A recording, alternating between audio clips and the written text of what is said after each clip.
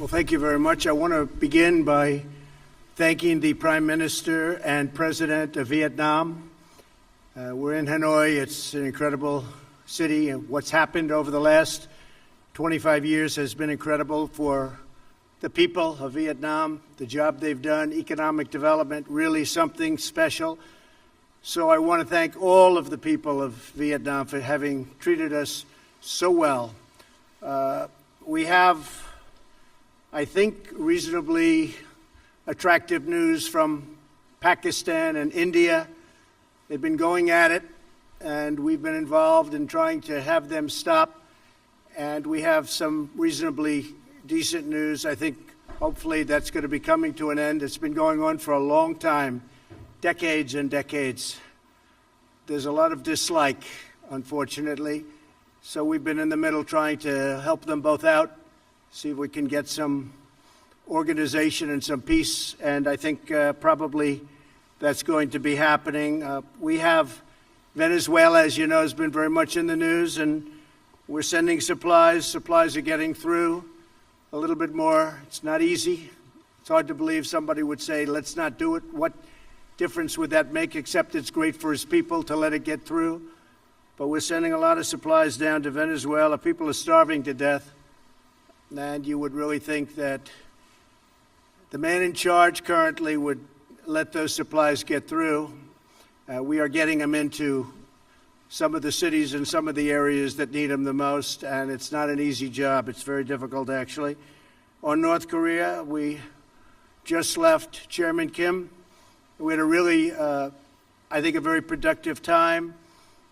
We thought, and I thought, and Secretary Pompeo felt that it wasn't a good thing to be signing anything. I'm going to let Mike speak about it. But we literally just left. We spent pretty much all day with Kim Jong Un, who is, he's quite a guy and quite a character, and I think our relationship is very strong. But at this time, we had some options, and at this time we decided not to do any of the options, and we'll see where that goes. But it was a very interesting 2 days, and I think actually it was a very productive 2 days, but sometimes you have to walk, and this was just one of those times, and I'll let Mike speak to that for a couple of minutes, please. Thank you, Mr. President. We had been working, our teams, the team that I brought to bear, as well as the North Koreans, for weeks to try and develop a path forward. So at the summit, we could make a big step along the way towards what the two leaders had agreed to back in Singapore in June of last year. We made real progress, and indeed we made even more progress when the two leaders met over the last 36 hours. Unfortunately, we didn't get all the way. We didn't get to something that ultimately made sense for the United States of America. I think Chairman Kim was hopeful that we would. We asked him to do more. He was unprepared to do that. But I'm still optimistic. I'm hopeful that the teams will get back together in the days and weeks ahead and continue to work out. It's a very complex problem. We have said since the beginning that this would take time. Our teams have gotten to know each other better. We know what the limits are. We know where some of the challenges are. And I think as we continue to work on this in the days and weeks ahead, we can make progress so that we can ultimately achieve what it is that the world wants, which is to denuclearize North Korea, to reduce risk for the American people and the people all around the world. I wish we could have gotten a little bit further, but I'm very optimistic that the progress that we made, both in the run-up to this summit, as well as the progress that the two leaders made over these past 2 days, put us in position to get a really good outcome. And the President and Chairman Kim both felt good that they had made that progress, but couldn't quite get along the line any further to make a deal that would have been bigger at this point. I hope we'll do so in the weeks ahead. Thank you, Mr. President. All right, Major, please.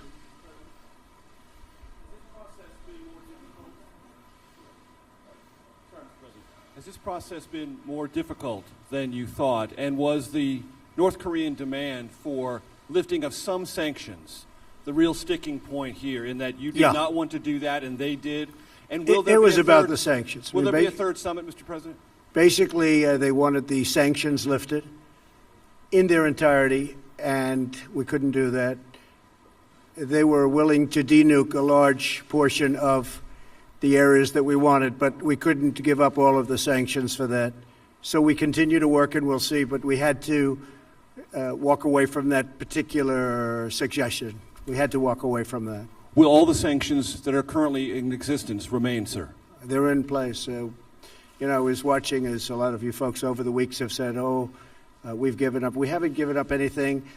And frankly, I think we'll end up being very good friends with Chairman Kim and with North Korea, and I think they have tremendous potential. I've been telling everybody they have tremendous potential, unbelievable potential, but we're going to see. But it was about sanctions. I mean, they wanted sanctions lifted, but they weren't willing to do an area that we wanted. They were willing to give us areas, but not the ones we wanted. John? As we know, I mean, there's an incredibly complex set of issues that are at play here in terms of lifting the sanctions and what denuclearization is. Right. Did you get any distance toward sort of what Kim's vision of denuclearization Yes, we is? did. Because We there is a lot of line of thinking that he wants to keep some nukes. Yeah. I mean, would you allow him to do that? And if you Well, can't, John, I don't want to comment. Excuse me, I don't want to comment on that exactly, but he has a certain vision, and it's not exactly our vision, but it's a lot closer than it was a year ago.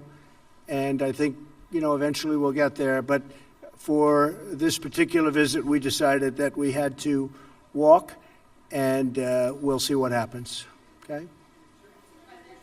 Oh, look, we have a gentleman nobody's ever heard of that was Sean Hannity. What are you doing here, Sean Hannity? Should we let him do a question? I don't know. Yeah, John, go ahead. with you. Yeah.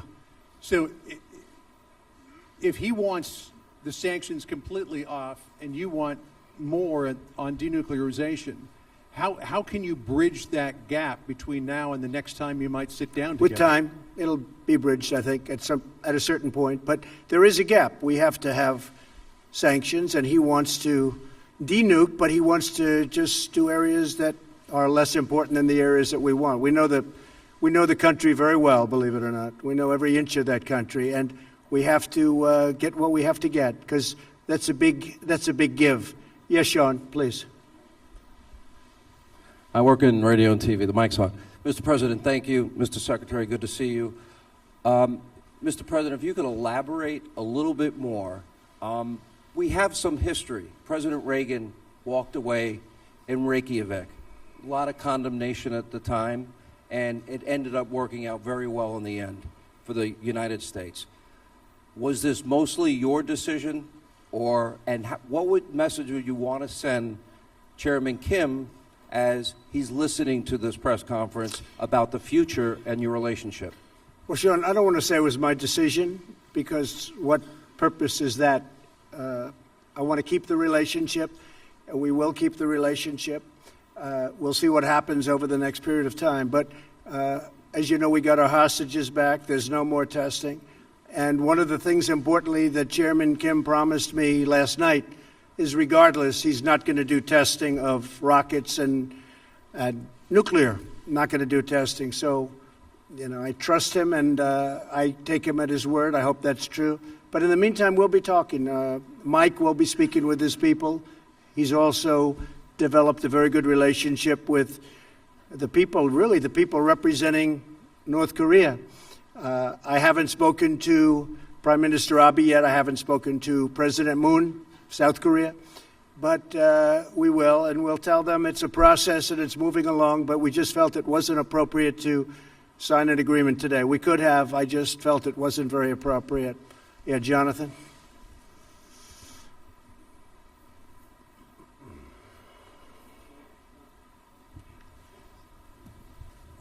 Thank you, Mr. President. Thank you. Two questions, if I may. First, did you learn anything new about Chairman Kim through this meeting? And secondly, of course, while this was going on, the drama back in Washington, your former lawyer, Michael Cohen, who worked for you for 10 years, his office right next to yours, right by yours at Trump Tower, he called you a liar, a con man, a racist.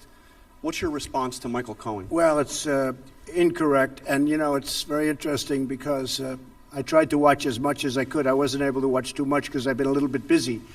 But I think having a fake hearing like that and having it in the middle of this very important summit, is really a terrible thing. They could have made it 2 days later or next week, and it would have been even better. They would have had more time. But having it during this very important summit is sort of incredible. And he lied a lot, but it was very interesting because he didn't lie about one thing. He said, no collusion with the Russian hoax. And I said, I wonder why he didn't just lie about that too, like he did about everything else. I mean, he lied about so many different things, and I was actually impressed that he didn't say, well, I think there was collusion for this reason or that. He didn't say that. He said no collusion, and I was a little impressed by that, frankly. He could have gone all out. He only won about 95% instead of 100%. But the fact is there is no collusion, and I call it the witch hunt. This should never happen to another president. This is so bad for our country, so bad. You look at this whole hoax. I call it the Russian witch hunt. I now add the word hoax. It's a very, very bad thing for our country. But I was impressed with the fact that he, because the most important question up there was the one on collusion, and he said he saw no collusion. So we'll see what happens, but it was pretty shameful, I think. Yes, ma'am, please. President Trump. Go ahead. How about one of you instead of three? Well, actually, I do have the microphone, I guess so. Excuse me. Person in the front. Go ahead. No, not you. Excuse me. Yeah, we'll get to you. Thank you. Thank you, President Trump. Jane Tan with CNN News and Guangdong Television. What was the atmosphere like when you walk away from the negotiation table? I think it was very good, very friendly. This wasn't a walk away like you get up and walk out. No, this was very friendly. We shook hands. There's a warmth that we have. Now, I hope that stays. I think it will. But we are, we're positioned to do something very special. This has been going on for many decades. This isn't me. This should have been solved during many presidential runs, and, people talked about it. They never did anything. I get a kick out of so many people from past administrations telling me how to negotiate when they were there. In some cases, for 8 years, they did nothing. But I think the relationship was very warm, and when we walked away, it was a very friendly walk. Mike, you might want to speak to that for a second. No, I agree. I talked with my counterparts as well. Look, we hope we do more, but everyone's very focused on how we continue to build on this. We are certainly closer today than we were 36 hours ago, and we were closer then than we were a month or two before that. So real progress was made. I think everyone had hoped we could do just a little bit better, but the departure was with an agreement that we would continue to work on what has been an incredibly difficult problem. Both sides are resolved to achieve it, and everyone walked away in that spirit. And may I add, you and Chairman Kim are from very different political systems. You are from different generations. And what do you find? It's a very different system. I would say that's true. How do you find you guys in common? Because we saw the atmosphere. We just like each other. I mean, we have a good relationship. Yeah, it's a totally different system, to put it mildly, but we like each other. Good relationship. Go ahead in the back. Go ahead. Mr. President, do you think it was premature to have held the summit when all these things had not been tied down? I mean, in the White House schedule last night, it said signing agreement today. And I wonder whether, as a follow-up question, whether you could just sketch out what the next few months look like. Thank you. You always have to be prepared to walk. I could have signed an agreement today, and then you people would have said, oh, what a terrible deal, what a terrible thing he did. No, you have to be prepared to walk. And there was a potential we could have signed something today. I could have 100% signed something today. We actually had papers ready to be signed, but it just wasn't appropriate. I want to do it right. I'd much rather do it right than do it fast. Yes, please, go ahead. Go ahead. Go, first, go, yeah. You have to speak up. Yes. I'm a reporter from South Korea, and I appreciate your effort to advance denuclearization in Korean Peninsula. And could you elaborate on the options and the various ways that you discussed with Chairman Kim to advance denuclearization? Could you specify? We discussed many ways, and the denuclearization is a very important word, become a very well-used word. And a lot of people don't know what it means, but to me it's pretty obvious. We have to get rid of the nukes. I think he's got a chance to have one of the most successful countries rapidly, too, on Earth.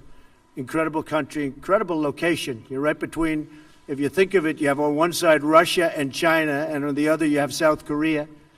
And you're surrounded by water, and among the most beautiful shorelines in the world. There's tremendous potential in North Korea, and I think he's going to lead it to a very important thing economically. I think it's going to be an absolute economic power. Yes, go ahead, please. Go ahead, yeah. President David Sanger from the New York Times. I know, David.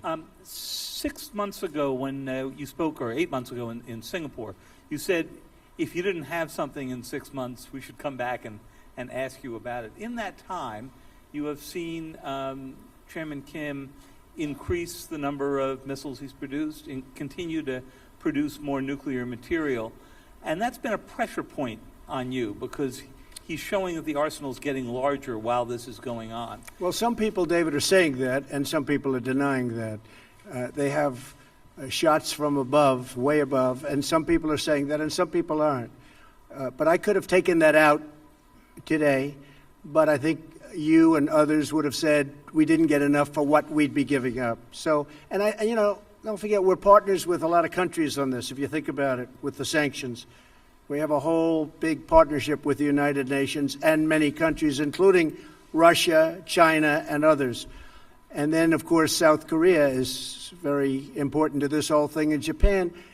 I don't want to do something that is going to violate the trust that we've built up. We have a very strong partnership.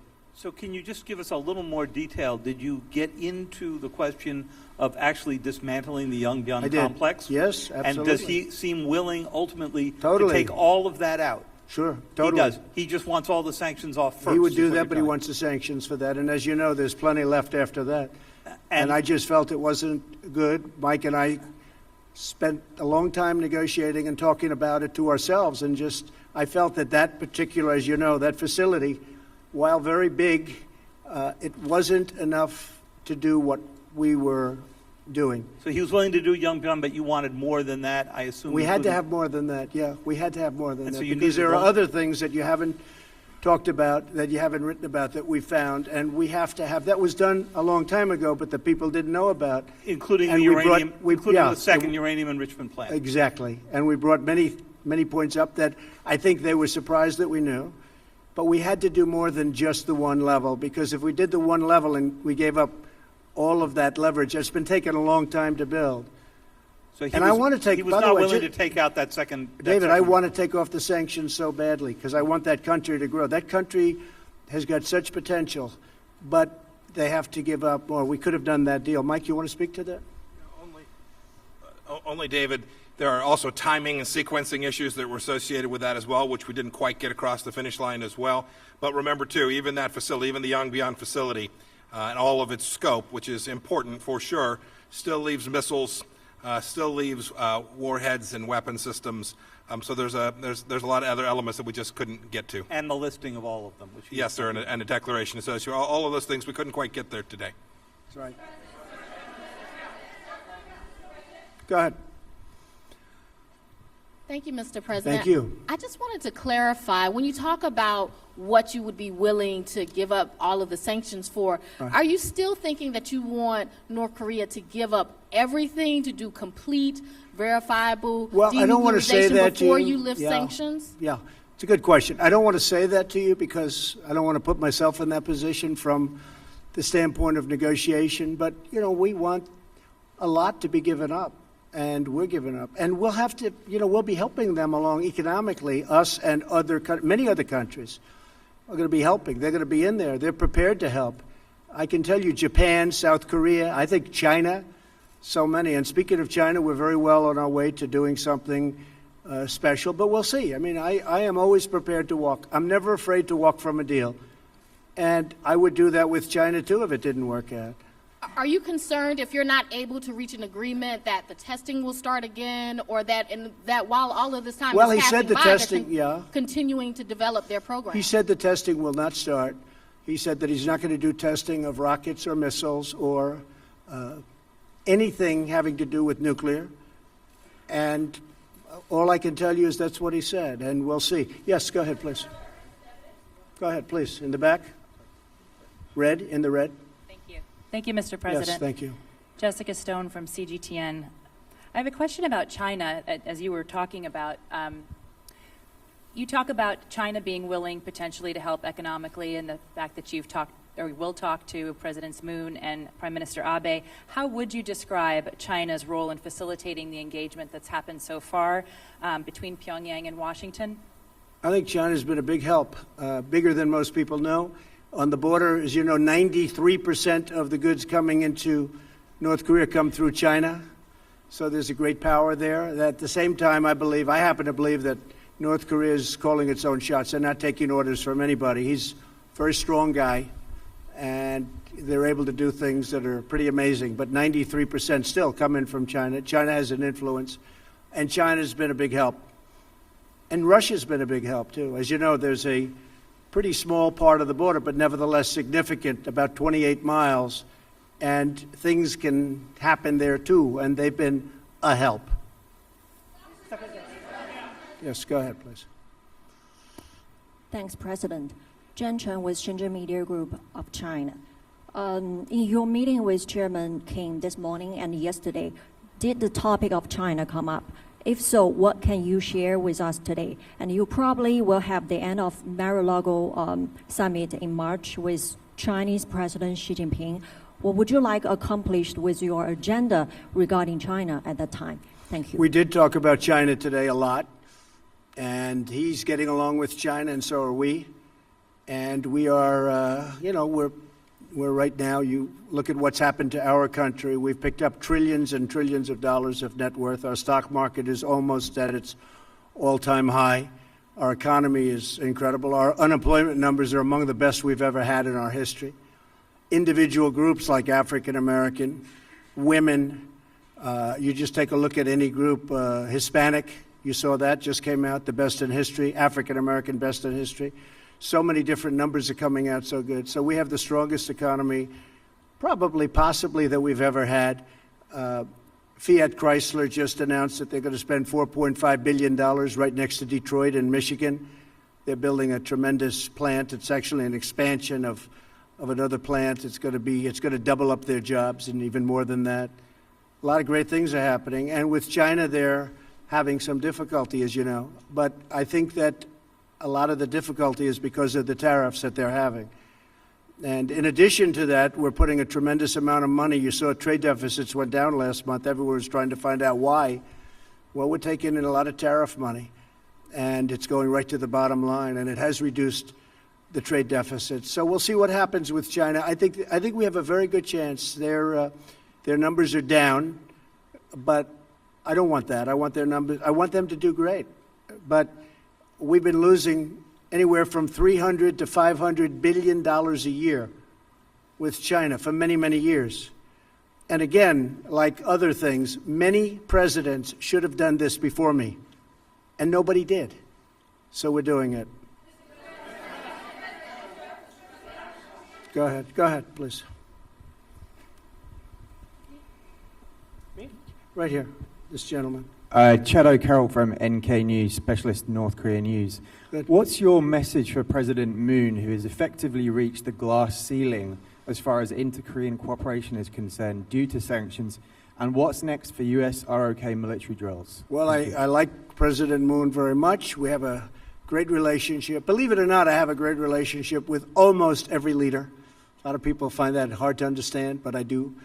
But some take advantage of our country like you wouldn't believe. And when they know I know it, which I know in every case, maybe it sort of freezes them up a little bit. But we do. We have a lot of good relationships. We'll be calling President Moon very soon, as soon as I get by the phone on the plane. And he'll be one of the first calls. I'll be calling Prime Minister Abe of Japan, telling him about where we are and what we're doing. But I'll be making those calls. No, he's working very hard. President Moon is working very hard. He'd love to see a deal. And he's been very helpful. Okay? Thank you. Go ahead, please. Thank you, Mr. President. I'm Yang Sheng, reporter from Global Times, China. I would like to ask you that what are you expecting China to do in the next step to mediate your relationship with North Korea? Thank you. To use China? Yeah, from China. Well, we do. I mean, China's been very helpful. President Xi is a great leader. He's a highly respected leader all over the world, and especially in Asia. And he's helped us, Mike, I would say he's helped us a lot, right? Yes. I actually called him just recently to say, hey, whatever you can do on this. But he has been very helpful at the border, and he's been very, very helpful with, I think, North Korea generally. Could he be a little more helpful? Probably. But he's been excellent. Go ahead, please. No, yeah, please. Sorry. Maybe Allie next. That's okay. Your friends. Thanks, Mr. President.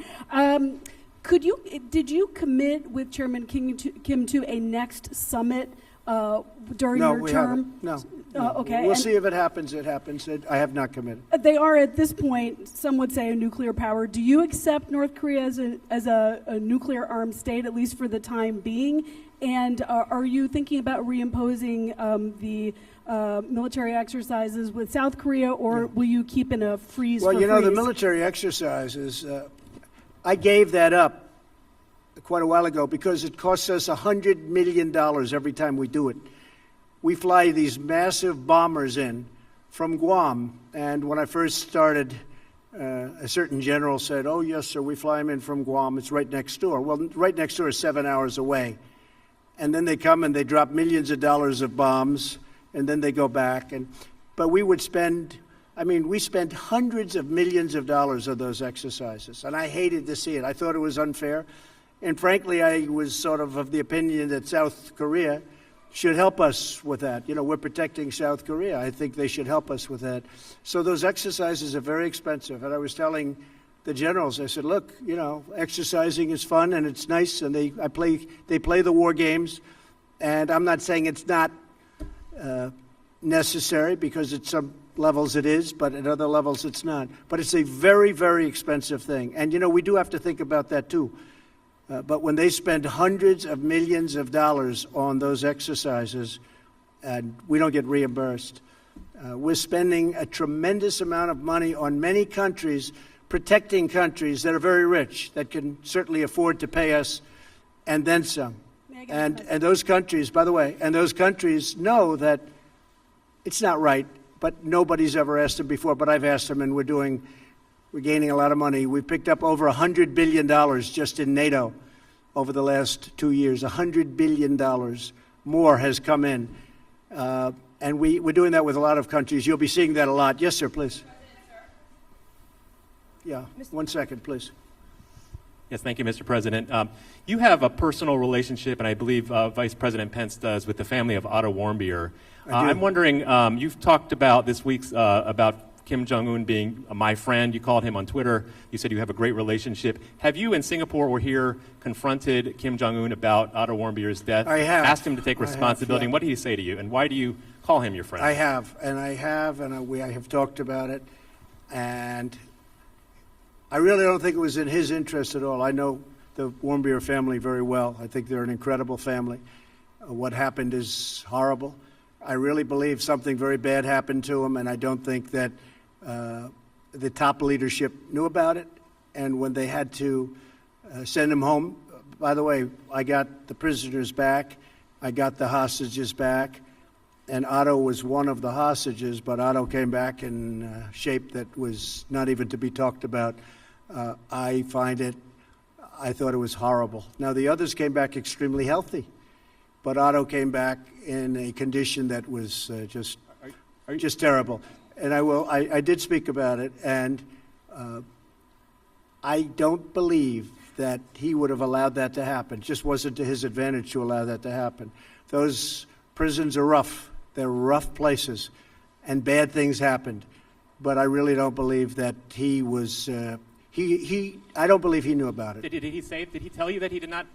Did Kim Jong Un tell you? He felt badly about it. I did speak to him. He felt very badly. But he knew the case very well. But he knew it later. And you got a lot of people. A big country, a lot of people. And in those prisons and those camps, you have a lot of people. And some really bad things happened to Otto. Some really, really bad things. Why are you? But he tells me that he didn't know about it, and I will take him at his word. Yes, ma'am. Go ahead, please. Please go ahead in the back. No, in the back, behind you. Thank you. Mr. President, Schwarzman Valentina, Sputnik News Agency. Have you discussed the issue of possible inspections to North Korea nuclear sites during your negotiations? You're going to have to speak a little louder. And Where are you from?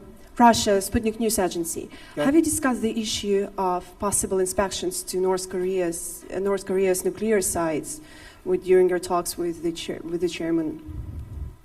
Why don't you answer that, Mike? No? I can't. Good. Inspections I was worried nuclear about sites. International Inspections, yes. Inspections on North Korea? Yeah, inspections we'd be able, to the nuclear we'd be able sites. to do that very easily. We have that set up, so we would be able to do that very easily.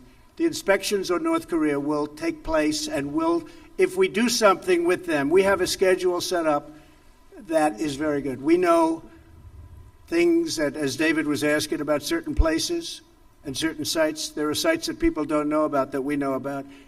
We would be able to do inspections, we think, very, very successfully. Yes, ma'am, please. Yes, go ahead, please. Yes.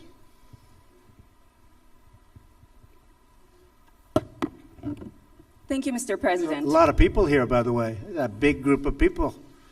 Yes. Go ahead. Khan News Israel, Mr. Good. President. Good. Following this engagement with North Korea, you're trying to bring peace to the Middle East. Right. The peace plan is about to be introduced in the near future, and as you have mentioned before... Well, we hope. We're working hard on the peace plan, and we hope it will be. I believe you do, but as you mentioned before, it will require Israel to make compromises to the Palestinians. As far as you know, is Prime Minister Netanyahu willing to make these compromises, which are very much needed? And a second question, Mr. Netanyahu is about to be indicted today with corruption allegations. Do you wish to tell him something on this occasion? Well, I just think he's been a great prime minister, and I don't know about his difficulty, but you're telling me something that, people have been hearing about, but I don't know about that. I can say this, that he's done a great job as prime minister. He's tough, he's smart, he's strong.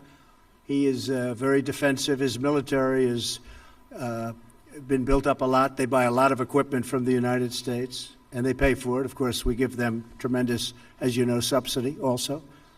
$4 billion is a lot each year. But they've been very, very good. They've been incredible, actually, in many ways. But there is a chance for peace between Israel and the Palestinians. And, it's interesting. All my life, I've heard that the toughest of all deals, when they talk about tough deals, we all like deals, but the toughest of all deals would be peace between Israel and the Palestinians. They say it's like the impossible deal. I'd love to be able to produce it. We'll see what happens. We were paying the Palestinians a lot of money, and I ended that about 2 years ago because they weren't saying the right things. And I said, why would we pay somebody that's not saying nice things about us and not really wanting to go to the peace table? And they've been much better, and we'll see what happens. But I think we have actually a good shot at peace between Israel and the Palestinians. Yeah, go ahead, please, sir. Mr. President, I'm from China. My question is, do you still believe it is possible that the North Korea and U.S. relation could be like the U.S. and the Vietnam relation in the future? You have to go again? Do you still believe that it is possible the relation between U.S. and North Korea in the future could be like the relation between U.S. and Vietnam? Yeah, I think we're going to have, we have very, very good relations. And by the way, speaking of, you mentioned Japan, we have a lot of good things happening with Japan. We have trade talks started.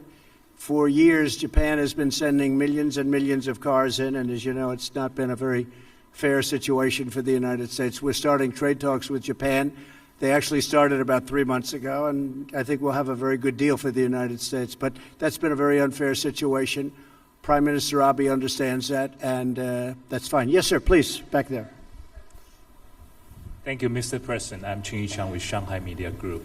Do you think the next meeting could be soon or might take some time? Well, I can't tell you. I mean, it might be soon. It might not be for a long time. I can't tell you. I would hope it would be soon, but it may not be for a long time. I could have done a deal today, but it would have been a deal that wouldn't have been a deal that would have been something that I wouldn't have been happy about. Mike would not have been happy about. We had some pretty big options, but we just felt it wasn't appropriate, and we really want to do it right. Yes, in the back, in the back. Yes, ma'am, please. Debbie Edward, ITV News. At which point did it become clear to you that you wouldn't be getting a deal here in Hanoi?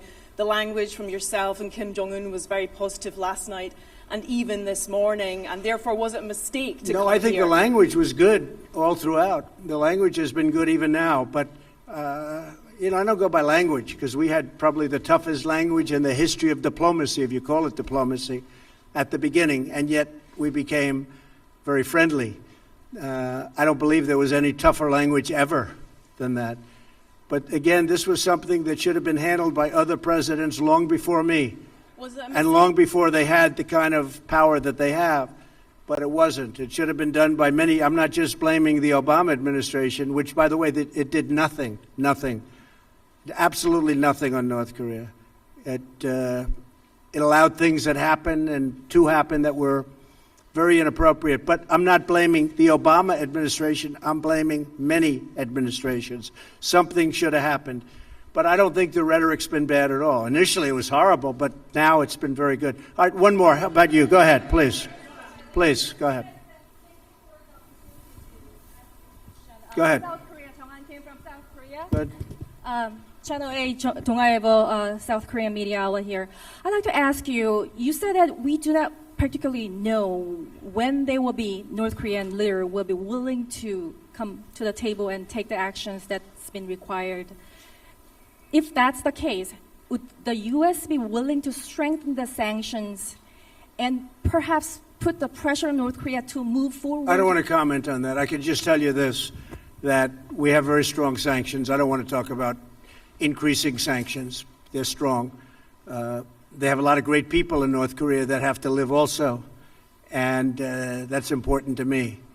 And I would say this, my whole attitude changed a lot because I got to know, as you know, Chairman Kim very well, and they have a point of view also. So I don't want to really talk about that. I just think that hopefully for the sake of South Korea, for the sake of Japan, and frankly for the sake of China, I was talking to President Xi, who really is a man that gets the respect of a lot of people.